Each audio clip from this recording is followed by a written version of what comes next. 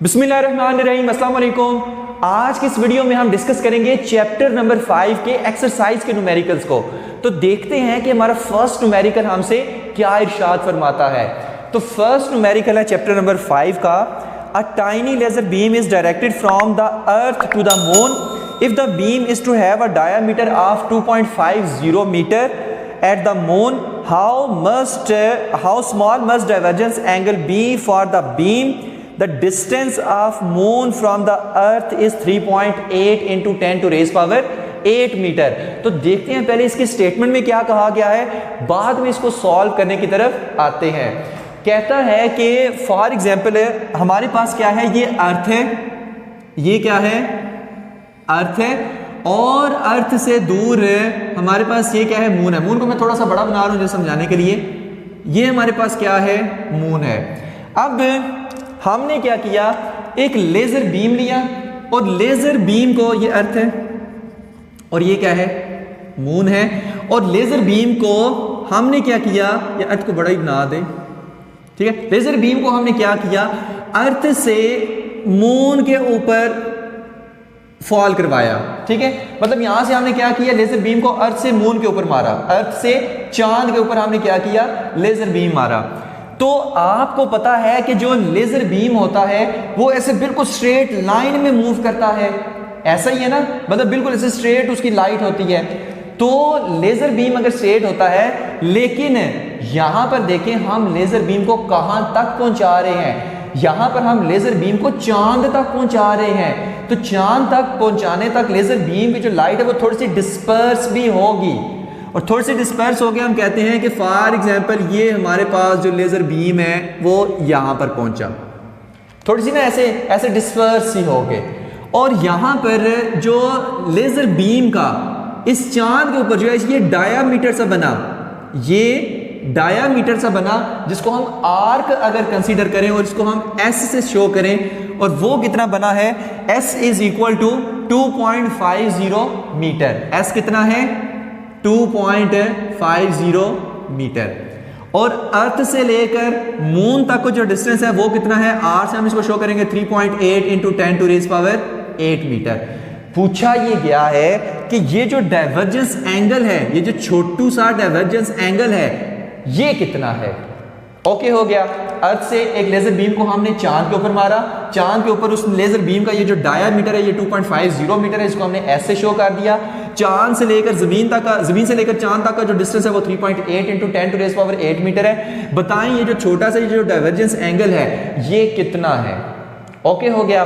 तो हम theta S हमें दिया हुआ है, आर हमें दिया हुआ है, थीटा हमने क्या करना है, फाइंड करना है। और थीटा को फाइंड करने का फार्मूला आप पहले भी पढ़ के आ चुके हैं। किस तरह से हम उसको फाइंड करते थे, S is equal to R theta और theta is equal to S by R, आसान सा फार्मूला।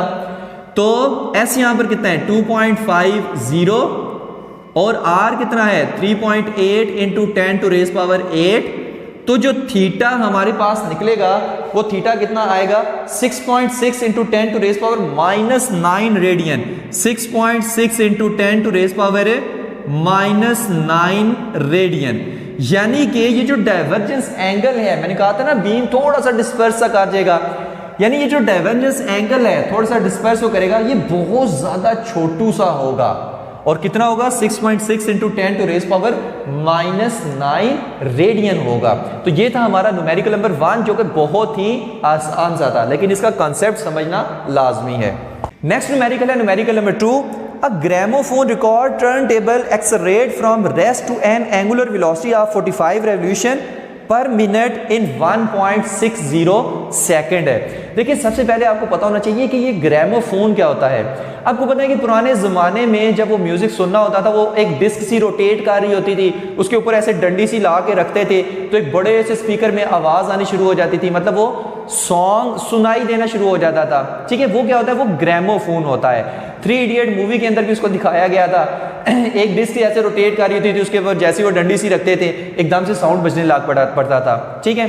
तो उसका बताया हुआ है कि पहले वो क्या है, रेस्ट पर है। अगर वो पहले रेस्ट पर है तो ओमेगा आई एंगुलर वेलोसिटी उसकी क्या है, 0 है। अब 1.60 सेकंड के बाद जो उसकी एंगुलर वेलोसिटी होती है वो 45 रेवोल्यूशन पर मिनट हो जाती है। उसकी एंगुलर वेलोसिटी क्या हो जाती है 45 रेवोल्यूशन पर मिनट तक पहुंच जाती है। तो टाइम हमें कितना दिया हुआ है 1.60 सेकंड और एंगुलर वेलोसिटी फाइनल उसकी कितनी है 45 रेवोल्यूशन पर मिनट, ठीक है, आफ्टर 1.60 सेकंड। पूछा ये गया है what is the average angular acceleration, average angular acceleration उसका क्या है। तो आसान सा न्यूमेरिकल है, किस तरह से सॉल्व करेंगे वो भी देखते हैं। पहले इसका डाटा की तरफ आते हैं। ओमेगा आई क्या है 0, ओमेगा एफ क्या है 45 रेवोल्यूशन पर मिनट, और रेवोल्यूशन पर मिनट है तो इसको रेडियन पर सेकंड में लाना है, क्योंकि एंगुलर वेलोसिटी की जो यूनिट होती है वो रेडियन पर सेकंड होती है। अब 1 रेवोल्यूशन में कितने रेडियन होते हैं 2 पाई, कितने 2 पाई। तो आपने 45 को 2 पाई से मल्टीप्लाई कर देना है, डिवाइडेड बाय मिनट्स को सेकंड में कैसे करते हैं 60, एक मिनट में 60 सेकंड होते हैं, तो मिनट की जगह हमने 60 लिख लिया।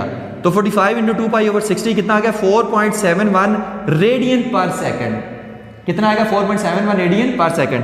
टाइम गिवन है 1.60 सेकंड और एवरेज एंगुलर एक्सेलरेशन हमने फाइंड करना है। तो देखते हैं हम कैसे फाइंड करते हैं इसको। देखिए एवरेज एंगुलर एक्सेलरेशन का फार्मूला क्या था, omega F minus omega I divided by T. Omega F कितना है 4.71 माइनस ओमेगा आई कितना है 0, टाइम कितना है 1.60 सेकंड। तो जो एंगुलर एक्सेलरेशन की वैल्यू आएगी कितनी आएगी 2.95 रेडियन पर सेकंड स्केयर आ जाएगी। ओके हो गया। तो ये हमसे उसने पूछा हुआ, मतलब अब उसका एंगुलर एक्सेलरेशन कितना होगा 2.95 रेडियन पर सेकंड स्केयर होगा। क्वेश्चन नंबर 3 है, a body of movement of inertia I 0.80 kilogram metre square about a fixed axis rotates with a constant angular velocity of 100 radian per second, calculate its angular momentum and the torque to sustain this motion है। तो देखते हैं इसके numerical में कि पहले क्या कहा गया है, पहले इसका डाटा लिखते हैं, उसके बाद हम देखते हैं कि इस न्यूमेरिकल में क्या कहा गया है। ठीक है, ये भी आसान सा न्यूमेरिकल है। इस चैप्टर के तकरीबन 5 से 6 न्यूमेरिकल हैं जो जस्ट बच्चों वाले हैं, यार आप भी बच्चे ही हैं। अच्छा, क्वेश्चन नंबर 3 क्या दिया हुआ है, मूवमेंट ऑफ इनर्शिया दिया हुआ है 0.80 kg मीटर स्क्वायर, और क्या दिया हुआ है rotates constant angular velocity of 100 radian per second. Angular velocity दी हुई है 100 radian per second. Calculate its angular momentum, L हमने फाइंड करना है, और and the torque to sustain this motion, torque हमने फाइंड करना है। एक बॉडी है जिसका मूवमेंट ऑफ इनर्शिया उसने दिया हुआ है 0.80 kg मीटर स्क्वायर, और वो फिक्स एक्सिस के गिर्द रोटेट कर रही है with angular velocity 100 radian per second. बताएं उसका एंगुलर मोमेंटम कितना है और टार्क, उसका टार्क कितना है, एंगुलर टार्क कितना है। तो एल का फॉर्मूला जो हमारे पास एंगुलर मोमेंटम होता है वो क्या होता है, L is equal to I omega, ऐसा ही है ना, हम पहले पढ़ के आ चुके हैं। आई कितना है 0.80, ओमेगा कितना है 100 रेडियन पर सेकंड। तो एल जो हमारे पास आएगा यानी एंगुलर मोमेंटम की जो वैल्यू आएगी वो कितनी आएगी 80 जूल सेकंड। ठीक है, अब दूसरी चीज उसने टार्क पूछी हुई है, टार्क का फार्मूला क्या होता है आई अल्फा। अब उसने कहा है कि बॉडी कांस्टेंट एंगुलर वेलोसिटी के साथ रोटेट कर रही है। अगर कांस्टेंट एंगुलर वेलोसिटी के साथ रोटेट कर रही है तो उसके लिए अल्फा क्या हो जाता है 0 हो जाता है, मतलब एंगुलर एक्सेलरेशन क्या होता है 0 होता है। अल्फा की जगह जब 0 पुट करेंगे तो यहां पर 0, तो टार्क जो हमारे पास आएगा वो 0 आएगा। ओके हो गया। तो दो ही चीजें एंगुलर मोमेंटम और टार्क उसने पूछा हुआ था और यही हमारे क्वेश्चन का आंसर था। Next numerical number 4, consider the rotating cylinder shown in figure. एक कोई भी सिलेंडर है जो अपने एक्सिस के गिर्द क्या कर रहा है, रोटेट कर रहा है। Suppose that m is equal to 5 kg, इसका जो मास है वो कितना है 5 kg है, और फोर्स जो इस पे हम अप्लाई कर रहे हैं, जाहिर है इसको मैंने रोटेट कराने तो पहले फोर्स लगानी पड़ेगी, वो कितनी है 0.60 न्यूटन। रेडियस इसका कितना दिया हुआ है 0.20 मीटर। कैलकुलेट क्या करना है, the torque act on the cylinder, torque कितना इस पे एक्ट हो रहा है। The angular acceleration of the cylinder, angular acceleration इसका कितना है, और movement of inertia of cylinder दिया जो हुआ है जो कि 1/2 mr² है। मूवमेंट ऑफ इनर्शिया सिलेंडर का कितना दिया हुआ है, 1/2 mr² दिया हुआ है, ठीक है। और मालूम क्या करना है, टार्क और अल्फा मालूम करना है। सिलेंडर है, ये इसका एक्सिस ऑफ रोटेशन है, एक्सिस ऑफ रोटेशन के गिर्द सिलेंडर ऐसे रोटेट कर रहा है, रेडियस गिवन है, जो हमने इस पे फोर्स अप्लाई किया इसको रोटेट कराने के लिए वो भी गिवन है, मैस सिलेंडर का गिवन है, बताएं इस पे कितना टार्क अप्लाई हुआ, बताएं इसका एंगुलर एक्सेलरेशन कितना है, ये दो चीजें उसने हमसे पूछी हुई हैं। तो देखते हैं कैसे फाइंड करते हैं हम इसको। सॉल्यूशन, पहली चीज टार्क, देखिए टार्क का फार्मूला क्या होता है, R×F, जिसको मैं लिख सकता हूं RF sin थीटा, और यहां पर थीटा कितना है 90 डिग्री, R और F मैं ऐसे फोर्स लगा रहा हूं, ये इसका रेडियस है, तो R और F के दरमियान क्या एंगल है 90 डिग्री, तो थीटा की जगह मैं पुट करूंगा 90, sin 90 1 हो जाएगा, तो ये आ जाएगा सिर्फ RF। तो टार्क R कितना है 0.20, F कितना है 0.60, तो इसको सॉल्व करने से जो हमारे पास टार्क का आंसर आएगा वो कितना आएगा 0.12 न्यूटन मीटर, 0.12 न्यूटन मीटर, मतलब इतना टार्क होगा जो उसने हमसे पूछा हुआ था। अच्छा नेक्स्ट चीज क्या है, नेक्स्ट चीज उसने पूछी हुई है अल्फा, एंगुलर एक्सेलरेशन इसका कितना है, तो वो चीज देखते हैं। देखिए टार्क की वैल्यू तो हमें मालूम है, तो टार्क का हम ये जो हमारे पास एंगुलर, ये जो टार्क है हमारे पास एंगुलर टार्क, इसका फार्मूला क्या है I अल्फा, ऐसा ही है ना, एक फार्मूला हम ये पढ़ के आ चुके हैं। अल्फा हमने फाइंड करना है, तो alpha is equal to torque over I, हम इस फार्मूले से आराम से इसको फाइंड कर सकते हैं। अब देखिए टार्क हमारे पास है, I हमारे पास है नहीं है, तो I फाइंड कर लेते हैं। I को हमने क्या करना है, फाइंड करना है, तो I को फाइंड करने के लिए I इज इक्वल टू ये दिया हुआ है 1/2 mr², movement of inertia of cylinder, जिसका भी यही होता है 1/2 mr², इसमें जस्ट वैल्यूज पुट करनी है, आंसर आ जाएगा 1/2, मैस कितना है 5 kg, R कितना है 0.20 का स्केयर, तो I कितना आ जाएगा, I हमारे पास आएगा 0.1 kg metre square, 0.1 kg metre square, ठीक है। ये हमारे पास क्या है, मूवमेंट ऑफ इनर्शिया है। अब इसको आपने क्या करना है, यहां पर पुट कर देना है, तो alpha is equal to torque कितना आया 0.12 और I कितना है 0.1, तो अल्फा हमारे पास कितना आएगा 0.12 divided 0.1, 1.2 radian per second square, 1.2 radian per second square, और ये ही हमसे उसने पूछा हुआ था, एक अल्फा की वैल्यू और एक टार्क की वैल्यू। तो ये था हमारा न्यूमेरिकल नंबर 4 है। अब हम देखते हैं कि न्यूमेरिकल नंबर 5 हमसे क्या इशारा फरमाता है। Calculate the angular momentum of star of mass 2.0 into 10 to raise power 30 kg। एक स्टार है जिसका हमें मैस दिया हुआ है और वो कितना है 2 into 10 to raise power 30 kg, और कहा गया है इसका एंगुलर मोमेंटम आप फाइंड करें, यानी L हमने क्या करना है, फाइंड करना है, and radius 7.0 into 10 to raise power 5 kilometre. उस स्टार का रेडियस कितना है 7 into 10 to raise power 5 kilometre. If it makes one complete rotation about its axis once in 20 days, अगर ये स्टार अपने ही एक्सिस के गिर्द जो रोटेशन मुकम्मल करता है वो 20 दिनों में मुकम्मल करता है, मतलब 20 दिनों में एक रोटेशन कंप्लीट। हमारी अर्थ 24 घंटों में करती है, ये स्टार कितनी देर में कर रहा है 20 दिनों में। What is it's kinetic energy, इसकी काइनेटिक एनर्जी क्या होगी, यानी कि जो हमारा सन है वो भी आपको पता है स्टार ही है, तो जो हमारे पास उस स्टार का जो मैस है वो दिया हुआ है 2.2 into 10 to 30 kg, उसका जो रेडियस है वो 7 into 10 to 5 किलोमीटर है, और जो टाइम है वो 20 डेज है, यानी 20 दिनों में अपनी एक रोटेशन वो कंप्लीट करता है। 20 डेज को जब हम लेके आते हैं सेकंड्स के अंदर, मतलब 20 डेज में कितने सेकंड्स होते हैं, तो आपने क्या करना है 20 को मल्टीप्लाई करना है 24 से, क्योंकि एक दिन में 24 घंटे होते हैं, तो 20 को मल्टीप्लाई करें 24 से,